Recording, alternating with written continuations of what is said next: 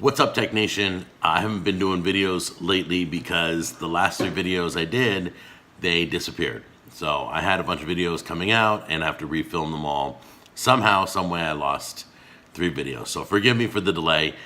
Today is just a quick announcement about Google Shortener. If you've never used Google Shortener, it allows you to take long URLs and shorten them to short little Google links. A lot of you use Bitly or Owly for shortening your links, and that works great too.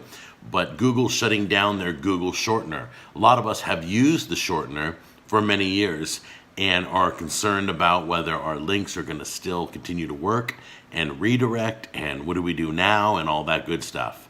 Well, according to the Google blog, which I have a link down below if you want to read about it, they're going to a dynamic Firebase type URL shortener or redirect.